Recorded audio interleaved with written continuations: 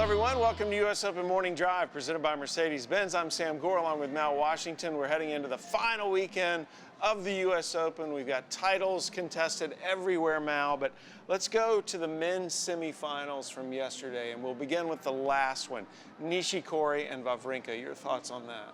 It was a fun match to watch, but I really felt like Nishikori in his match, from his perspective, he felt it in his legs, and he was a little tired from his match from 48 hours earlier against Murray. That was a grueling 5-set win, but I don't want to make any excuses. Stan Wawrinka played really good tennis. He's been playing good tennis, and I don't actually think his best tennis. Been playing very good throughout the championship. At one point, faced a match point going back a few rounds ago, but he's really doing what he needs to do to get through this championship. He's serving well. The backhand is working really well for him, and he did what he needed to do to get to his third Grand Slam final. Well, let's transition over to the second men's semi, which actually was the first one played.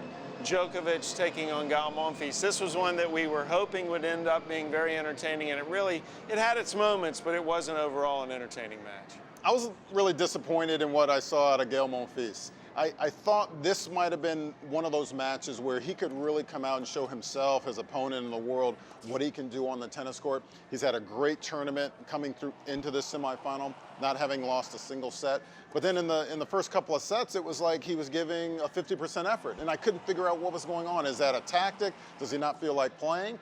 The tennis that we saw in the third set, when he won the third set, that is the tennis I wanted to see from the very first point of the match. You cannot beat the #1 player in the world by not giving a full effort, but Djokovic did what he had to do. I didn't think Djokovic actually played that great of a match, and I don't think we've seen anywhere near his best tennis in this championship, but he did what he needed to do, and he's back in the final again. And that might be dangerous for Wawrinka in the final. So Djokovic and Wawrinka will play in the men's final. But, Mal, today is Ladies' Day. The Women's Championship is going to be contested at 4 p.m. Eastern Time.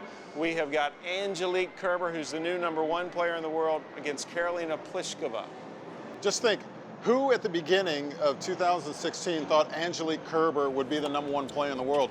But she's played better than anyone in this tournament, better than anyone in the world, especially with her results in Australia, her results in Cincinnati, prior to that, her results at Wimbledon. She's been playing great. But for Pliskova, I look at this matchup and say, wow, I hope she doesn't walk out there and she's just happy to reach that position. But she's playing great tennis. She's beaten the top 3 players in the world this summer, including Serena Williams in the semifinal. I think they're both going to be nervous in this match. They're both going to have that level of anxiety, and it's really going to come down to the player that is able to handle the situation best. Kerber has handled those situations very, very well here in 2016. I expect her to do the same. Mal, I was saying that if you put those two on a public park, away from the U.S. Open, away from Arthur Ashe Stadium, I kind of like the matchup for Pliskova because of her big serve and maybe her ability to hit through Kerber.